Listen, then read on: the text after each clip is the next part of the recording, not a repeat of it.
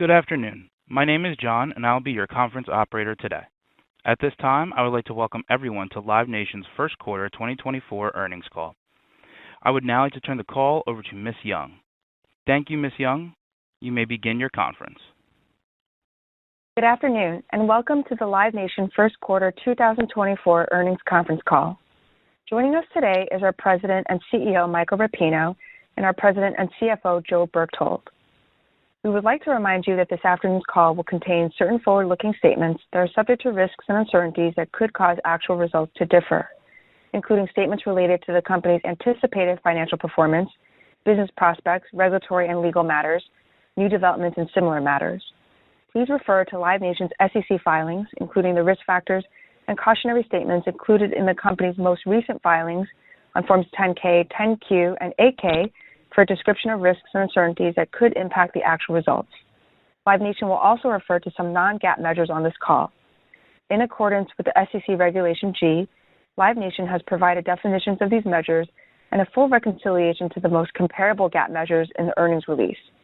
The release reconciliation can be found under the Financial Information section on Live Nation's website.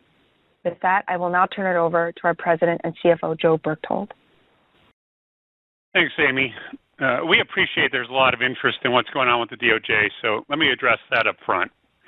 We obviously know about the press reports claiming the DOJ Antitrust Division has decided to file a lawsuit against Live Nation, potentially seeking a breakup of Live Nation and Ticketmaster. At this point, we're just about to begin discussions with senior division leadership about the issues their staff has been investigating, which is typically in the final phase of an investigation. Decisions about whether to sue over what and what relief to seek are ordinarily made at the end of that process. Of course, we know that some competitors and interest groups are urging the DOJ to sue us and sue us to break us up. Let me address that directly. As we previously stated, the DOJ's investigation appears to be focused on specific business practices, not the legality of Live Nation Ticketmaster merger or our overall business structure. Very little of the conduct the DOJ has raised with us relates to the combination of ticketing and promotion resulting from the merger. And most of what does was anticipated and addressed by the consent decree allowing the merger to go forward. Based on the issues we know about, we don't believe a breakup of Live Nation and Ticketmaster would be a legally permissible remedy. Live Nation and Ticketmaster came together lawfully through a merger that the DOJ reviewed and approved, subject to divestitures and other remedies. The DOJ has repeatedly stated in court filings that the merger and settlement were in the public interest. Furthermore, structural relief such as the divestiture is rarely granted. Legally, it's only available where there is a strong connection between the corporate structure and the company's ability to engage in the allegedly unlawful conduct.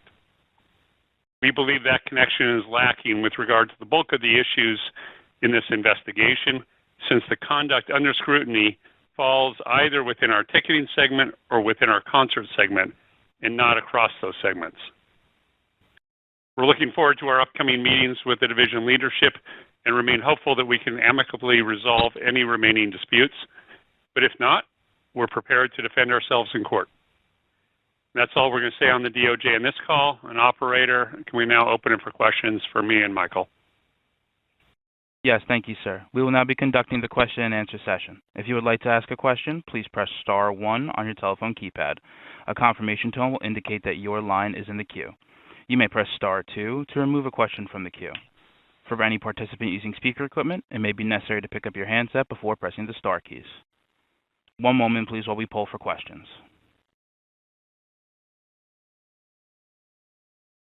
And the first question comes from the line of Brandon Ross with LightShed Partners. Please proceed with your question. Hi, thanks for taking the questions. I think you probably hit the biggest investor questions with your statement on regulatory. But I think there's one big question that's remaining in investors' minds, and that's how do you see the relative value of Ticketmaster inside Live Nation versus as a separate standalone company? Thanks, Brandon. I think we addressed this in our last call. You know, at Live Nation, we run a very decentralized organization, and I'm very proud that we've built 3 incredible businesses: sponsorship, concerts, and ticketing. And we're about to embark on our 4th venture around Venue Nation. So these businesses all run incredible core businesses on their own. Ticketmaster, as you know, was a standalone business for many years. We're proud that when we took it over, we were able to bring some leadership to it, upgrade its technology, open up its platform, and elevate its consumer and marketplace, much like most enterprise platforms like Airbnb and et cetera. So, you know, I've always said these are incredible portfolio of pieces around Live that we own. They are all part of what we think is a great portfolio, but I've also said these are incredible businesses on their own. So I think long-term, together or separate, these would all be very successful businesses. We happen to think that we like our portfolio today and plan on keeping it.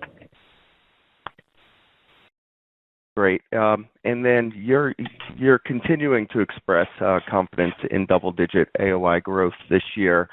Obviously, you exceeded that in the first quarter, but deferred is actually down. Can you just quickly reconcile that? I assume the makeup is the profitability per fan based on the venue mix, but any additional color you could give would be helpful. Sure. I think there are sort of 2 questions within that question, Brendan. The first is what's going on with consumer demand, and then technically what's going on with the numbers. So just to make sure we hit hard on the consumer demand, we are seeing no weakness. The things that we look at that give us an indication of how the shows are selling, how the fans are spending when they go to the site, all continue to be very strong. We allude to some in the release, but just to hit a few of the highlights. When we look at a number of artists that toured last year and they're touring again this year, so those are the best like-for-like examples of demand, we're consistently seeing the sell-through of the shows are at or above where they were last year, and that the overall grosses for the artists are consistently higher. So no issues at all on fan demand relative to last summer. And when you look at our overall arena volume, which is the largest volume at this point early on, despite a tremendous growth in terms of the number of arena shows, which you could be concerned would lead to some cannibalization, we're seeing no such cannibalization. We're continuing to see strong sell-through, as strong as it was last year. And then when we look at on-site spending, theaters and clubs, where we have the bulk of our activity in our venues in Q1, we're seeing strong growth on fan spend. So just to make sure we hit that out of the gate. And then technically what's going on, I think what's going on with deferred revenue and ticket sales is 100% consistent with what we've been saying for the past 6+ months. We expected that this isn't going to be a big stadium year. Stadium tickets sell earliest. They're also the highest price ticket, so they're going to lead historically to a very high deferred revenue number at this point of the year. With a shift to more arenas and more amphitheaters, you're going to see the sales cycle come in a bit later. And overall, the story for the year is going to be less of a revenue story, more of a shift in the portion of the fans that are in our venues, higher fan profitability, concert AOI growth through margin expansion. And still confident, or still believe in the double-digit growth that we've been saying. Thank you very much. And the next question comes from the line of David Karnovsky from J.P. Morgan. Please proceed with your question. Hey, thanks for the question. We've seen some noise in the press recently around festival demand, and that maybe some of the more established events in the U.S. or Europe are seeing challenge in moving tickets. Just wanted to see if you could dig in a bit on what you're observing for Live or even the industry. Yeah, I'll start. We've read some of it also. We haven't seen it in our business. We have over 100 festivals around the world. I think currently ticket sales are up double digits year over year. So we're seeing a strong start to our festival portfolio. We also, remind you, the festivals are a huge business around sponsorship, similar to venues. Our sponsorship is up over 20% year over year on festivals. So we're seeing a strong start to them. We're a global company, so we do see that, having a portfolio helps. We've launched some new festivals internationally. We launch about 10 new festivals a year. You're lucky if 50% of them make it the next year. And I think this year we started 10, we shut down 6, so you're always kind of cutting off the weak performers and restarting some new ideas. I think the only trend we see overall is I think the 3-day massive festival that's going to appeal to everybody with a great, unique headliner. That kind of was the original part of this business. That seems to be really hard to deliver year on, year out, whether it's Coachella or Bonnaroo. Those are big missions to deliver, and artists are making a lot of money in arenas and stadiums, so it's not as easy to get that special headliner. Where we're seeing great success, though, is 1 or 2 day festivals that are appealing to a more of a niche, and it's maybe 35,000 people, and it's exactly right down a certain genre of music or a lifestyle, and it's maybe a higher end business like Bottle Rock does in Napa, and we've got a couple great calling festivals out on the coast, or Eddie Vedder's festival on the water outside of San Diego. So we are seeing probably a shift to more niche 1 and 2 day festivals with higher per heads, higher sponsorship value, and less big swings across let's go after a 3-day 100,000 people. There's still, though, the Coachellas, the Lollapaloozas, the Austin City Limits, they're kind of passage of rights, so they seem to have a life and will live long. But definitely, if you're starting a new one, you're probably starting a more niche strategy and trying to make sure it's a better experience versus just putting 75,000 people in a field. But to us, big part of our business overall, it's a nice piece in our overall portfolio to drive our sponsorship business, and it's on a global basis a nice piece of our overall portfolio. Okay. And then on your venue strategy, just as you look to deploy capital to locations around the world, can you discuss kind of the criteria where it's best for Live Nation to execute independently versus where we've seen you kind of partner with a third party like an OP group, for instance? Yeah, we do it all. We've been partners with Legends and the Fenway Group in Boston, bunch of ones in the hopper right now across America on 5,000 feet venues with certain sports owners. Everybody that has a sports arena is looking to build out their retail footprint around it. So we're in partnership with potential partnerships with a bunch of different NBA, NHL, or NFL owners who are building out their concourse retail area, and we'll partner with them in capital to help build that out.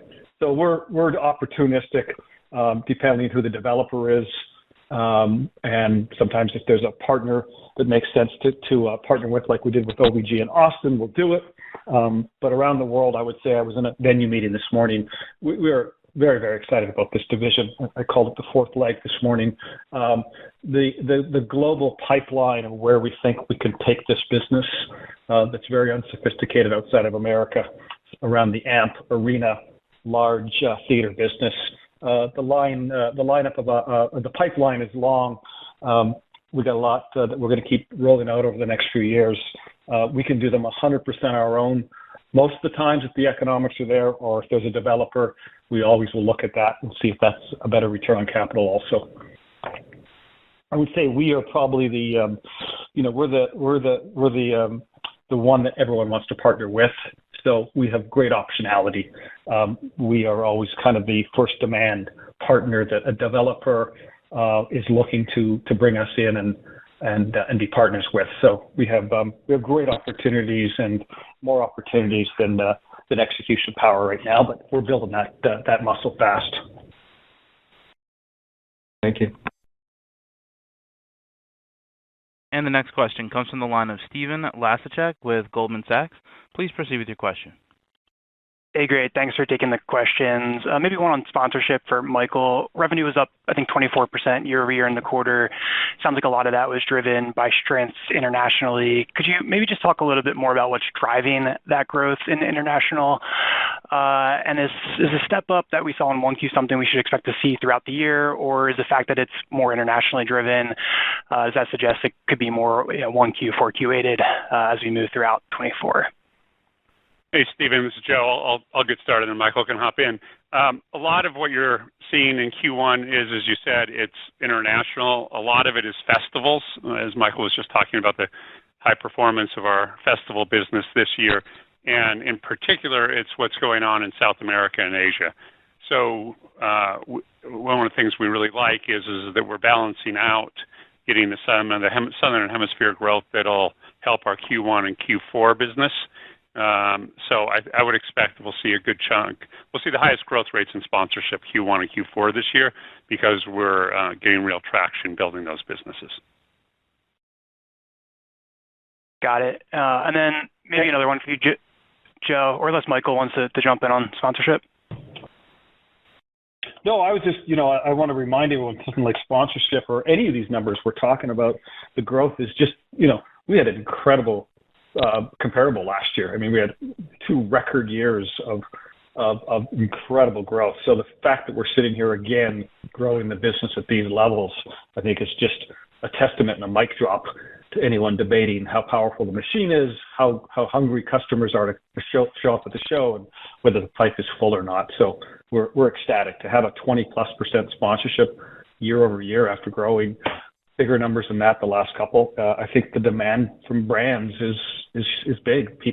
Brands, while they're struggling to figure out how to reach customers, know that being on site, live, touching consumers at festivals and venues and the spheres and all these great live experiences that are happening, it's a very, very hot space, and I think you're going to see this growth continue.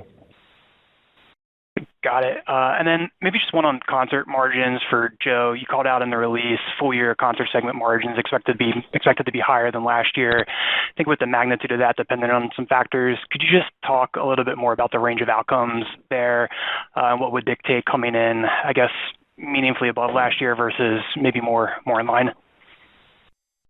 Sure. I think probably 3 factors that we're still going to watch play out over a bit of time.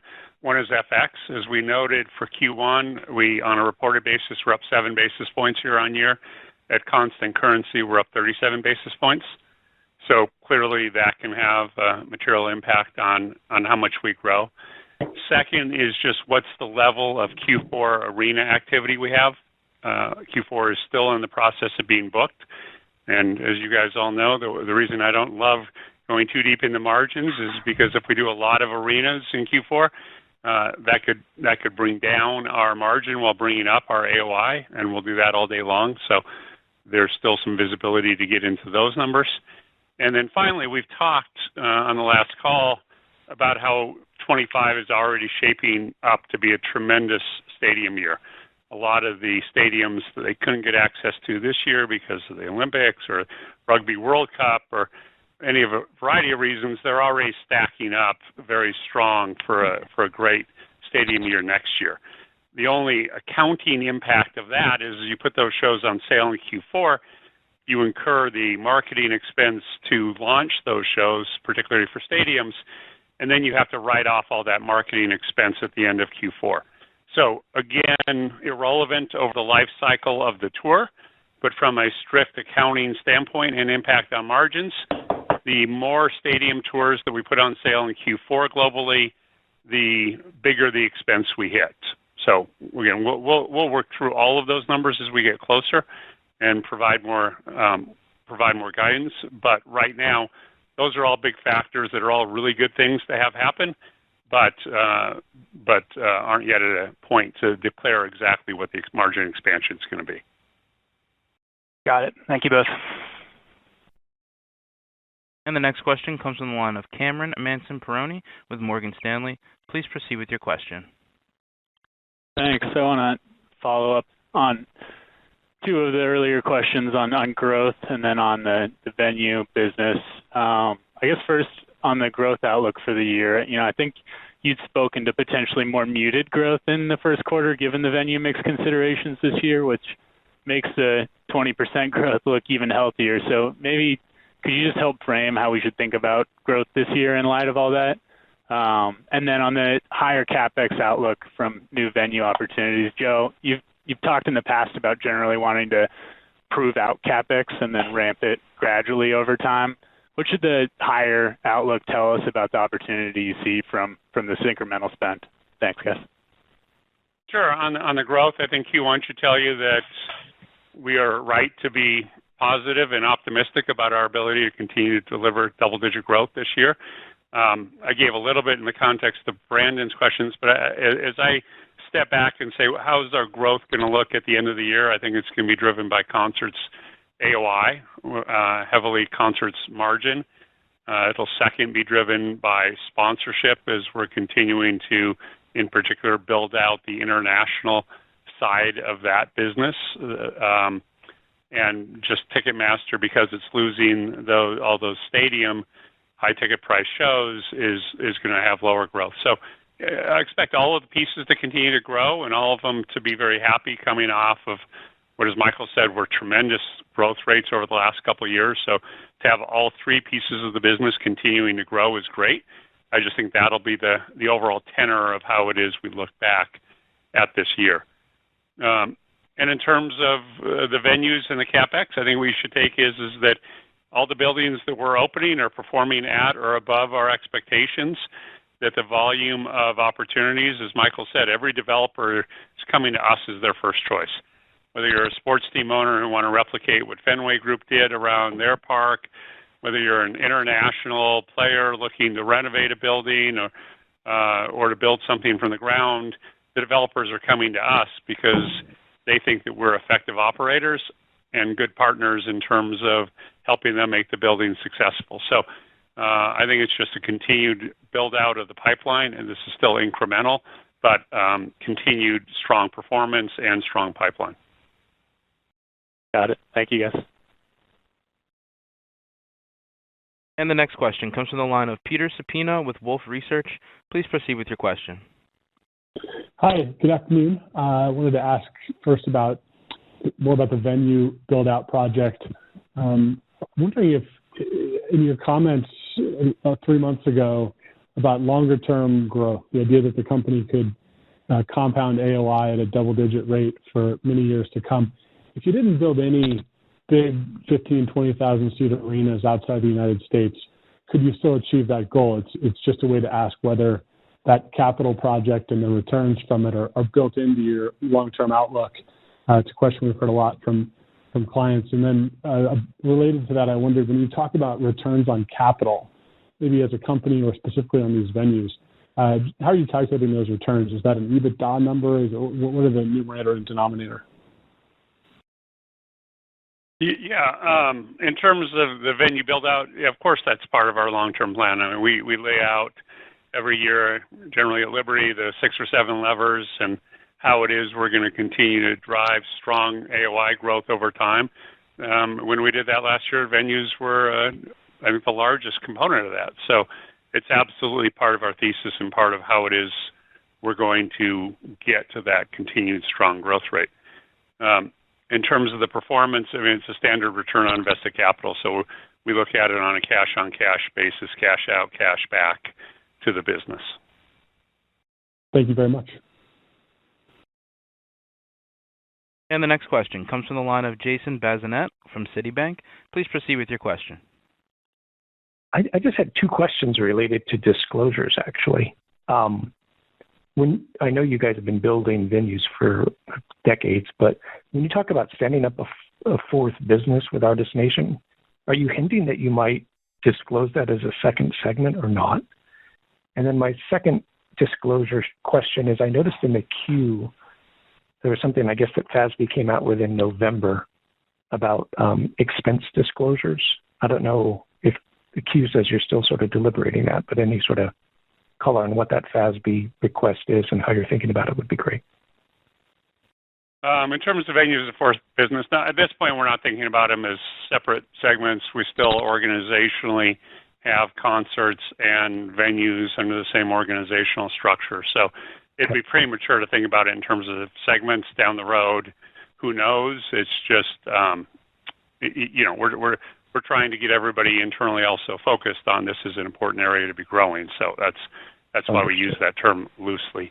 In terms of any FASB, generally what we're doing is anytime there are new accounting regulations, we're going to be studying them till the day that we need to implement them. So I don't think anything here would be any different. We're just going to always use the time we have to make a full assessment of what leeway we have and how we do things and make the selection and prepare whatever revisions we need to be ready. Okay, thank you. And the next question comes from the line of Benjamin Soff with Deutsche Bank. Please proceed with your question. Hey guys, thanks for taking the question. Just wanted to ask about concerts attendance. It looks like there was a bigger step up in North American attendance compared to international attendance this quarter. So could you unpack that a little bit and talk about how you think about growth in each region for the year? Thank you. Sure. I think that is largely a function or fully a function of the international stadiums we had, particularly Southern Hemisphere in Q1 of last year, just fewer stadiums as we've been talking about. So that meant that the primary growth in Q1 was in North America. Overall, this year, kind of defying the trend of where international is going, which is an increasing share, because a lot of the growth will come out of our amphitheaters, I probably would expect disproportionate growth out of North America. Again, I think it's out of character in the sense that if you look at all of the business where we're adding capacity with our venues, where we're adding ticketing clients, where our sponsorship's growing, we've got a heavy structural trend towards international growth and international being a larger portion. I think that just from a cyclicality standpoint this year, there may be a bit of aberration in that, but no change in terms of the overall trend. Okay, that's helpful. Thank you. And our final question comes from the line of David Joyce with Seaport Research Partners. Please proceed with your question. Thank you. Two questions, please. First, when you look at a metric of country attendance versus the population, the U.S. over-indexes the rest of the world. What would be your path to growing that concert attendance per capita going forward? And then secondly, on ticketing, what are the plans from here for upgrading the ticketing platforms around the globe, and how much is in CapEx versus OpEx? Thanks. So in terms of driving the fan attendance, we've been talking in North America for past several years about a hyper-local focus, and that has absolutely been helping us drive our penetration, if you want, on a per fan basis. That'll continue, and our expectation is we'll continue to build our fan base in North America. The other thing that's just generally going on is every year you have the same artists who've been touring back out touring on whatever cycle, and we're adding in more artists. We added in K-pop, we added in Latin, now we're adding in Afrobeats. So we're adding in more artists, which also draw more fans, and that'll continue to help with the penetration. As we look at the international markets, it's all a function of how penetrated are they in the major cities where we have a presence. In a lot of markets, we think that there's the opportunity for driving that through additional venues. Ties into our international venue strategy that Michael was talking about earlier. In other markets that may be more penetrated, like the UK, you're going to see more of a hyper-local strategy, which is why we continue to focus on making sure we got a lot of activity going in Manchester, not just London. So every market's a bit different, but certainly a focus on how we continue to get more fan growth from the biggest to the largest. In terms of ticketing, I think we've talked a lot about the tremendous progress we think that we've made. We think we've got the leading enterprise software system in the world, and you continue to develop products for that. A lot of that cost is in CapEx, but it's been a pretty stable investment level over the past couple of years. We expect it to continue as we are delivering new products for both the enterprise customers and the marketplace. but nothing dramatic changed. Understood. Thank you. Thank you. I would now like to turn the floor back over to Michael for any closing comments. Thank you, everyone, and we'll look forward to talking to you in the summer. Ladies and gentlemen, that does conclude today's teleconference. You may disconnect your lines at this time. Thank you for your participation.